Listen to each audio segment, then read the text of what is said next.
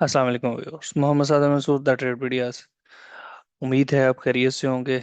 आज जैसा कि आप देख रहे हैं, मार्केट 3392 तक गई है और फिर हम ये कह सकते हैं कि एक मल्टी वीक हाई से मार्केट रिजेक्ट होकर दोबारा वापस 3362 पर आई है। लेकिन ये सेलिंग महदूद है और हम इसको सेलिंग के तौर पर कंसिडर नहीं कर सकते। हम इसको एक रिट्रेसमेंट वेव या मूव के तौर पर देख सकते हैं।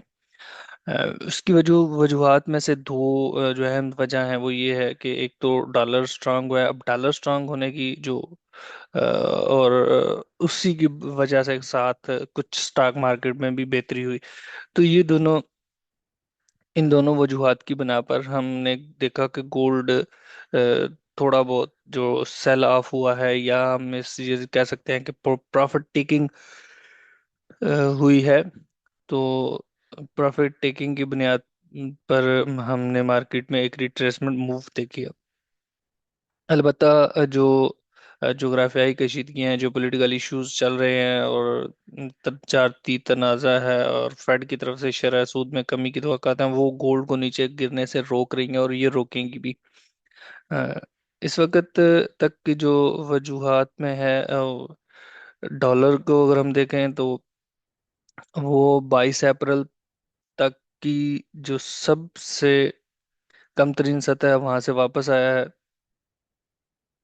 उसी वजह से फिर जो इन्वेस्टर है इसमें गोल्ड में उसने प्रॉफिट टेकिंग की है।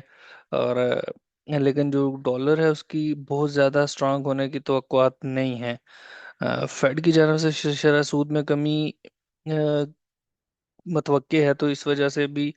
और जो अमेरिका में मालियाती खसारे की बातें चल रही हैं या खदशात हैं, उसकी वजह से भी ये दोनों वजूहात ऐसी हैं जो डॉलर को स्ट्रांग होने से रोकेंगी। और चूंकि stock market, American stock market wall street में भी मुस्बत रुझान रहा, तो उसी रुझान को फॉलो किया है एशियाई मार्केटों ने भी। तो उसकी वजह से हमें फिर ये एक मूव देखने को मिली है। और उसी वजह से हमें गोल्ड में जो महफूज असासे की मांग है वो कम हुई है। अच्छा, अब अगर हम ये बात करें या देखें कि ऐसे कौन से रीजंस हैं जिनकी बुनियाद पर हम ये तवक्को कर रहे हैं कि गोल्ड मजीद बाय हो सकता है, तो उसमें सबसे पहली बात तो ये है कि जो पॉलिटिकल इश्यूज हैं उसमें अमेरिका और चीन का जो जंग है उसमें मजीद इजाफा हो सकता है। रशिया यूक्रेन मामला मजीद पेचीदगी की तरफ जा रहे हैं और मुज़ाकरात में नाकामी हो रही है। तो ये सब चीज़ें जो हैं वो गोल्ड को सेफ एवं डिमांड बरकरार रखेंगी और बढ़ाएंगी। दूसरी तरफ अगर हम देखें तो इंटरेस्ट रेट में कमी की तवक्कुआत हैं। फेड की जानब से दो बार तो 25 बेसिक पॉइंट्स में कमी की उम्मीद है। क्रिस्टोफर वालर ने भी कमी को कहा है कि कमी मुमकिन है। स्टेलन गोल्स भी ने 12 से 18 माह में कमी का इंदिया दिया है। और लॉरी लोगन ने भी मोहतात लहजा मगर लचकदार रवैये की बात की है। तो ये सारी चीज़ें क्लू मिल रहे हैं कि कहीं तवक्कुआत हैं कि गोल्ड जो इंटरेस्ट रेट है वो कम होगा और उसकी तवक्कुआत मौजूद है। और दूसरी तरफ अगर हम देखें तो जो इन्वेस्टर है वो मुमकिन तौर पर सेल अमेरिका थीम को अपनाएगा, तो जिससे हमें डॉलर स्ट्रांग नहीं डॉलर कमज़ोर और गोल्ड स्ट्रांग होता नज़र आएगा। अगर हम टेक्निकली देखें तो गोल्ड इस वक्त एक बाय वेव में है। और अपना जो ट्रेंड है वो बाय कर चुका है, बाय में शिफ्ट कर चुका है। अब रिट्रेसमेंट की पॉसिबिलिटी है। अब रिट्रेसमेंट या तो यहाँ तक हो सकती है, इस एरिया तक। और अगर यहाँ पर इस एरिया तक नहीं होती तो जो पॉसिबिलिटी है इस जगह पर जहाँ पर मार्केट इस वक्त ट्रेड हो रही है, तो फौरी जो स्पोर्ट का एरिया है वो तो यही है 3350। और 3350 पे हमें बाइंग मिल सकती है। और अच्छी बाइंग मिल सकती है, और कम से कम 200 पिप्स की 200 पिप्स की कम से कम मिल सकती है। तो ये अगर हम देखें तो यहाँ से इस एरिया तक बाइंग हमें अगर मिलती है तो हम इसको गेन कर सकते हैं।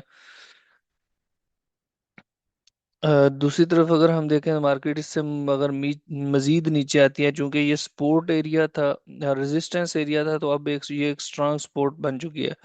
तो ये सपोर्ट हमें मेन सपोर्ट देगी, और हमें मेन सपोर्ट भी मिल सकती है यहाँ से।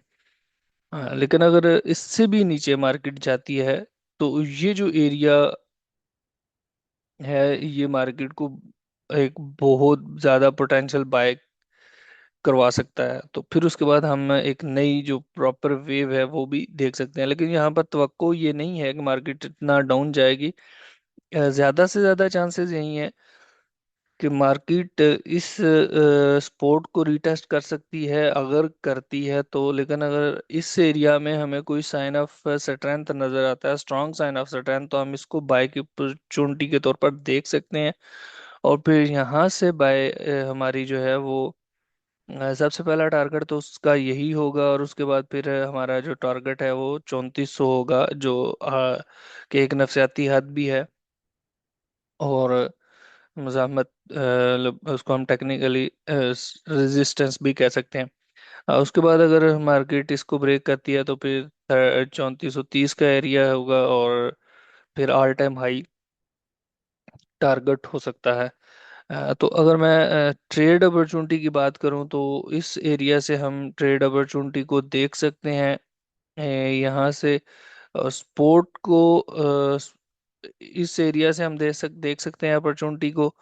इसमें कंफर्मेशन देखना ज़रूरी है, और अपने रिस्क को मैनेज करना बहुत ज़रूरी है, क्योंकि रिस्क मैनेजमेंट के बिना हम इस मार्केट में नाकाम ही होंगे। अच्छा, अगर हम मार्केट बात करें कुछ इम्पोर्टेंट डाटाज की, तो एक तो आज जॉल्ट्स जॉब ओपनिंग्स हैं, तो ये भी असरअंदाज होगा। और फेड के जो जिम्मेदारान हैं उनकी कुछ तकारीर हैं, ये भी कुछ जाहिर सी बात है क्लू देंगी। और ये क्लू हमें मार्केट का तासुर भी बताएगा, और मार्केट की मूव को भी बताएगा।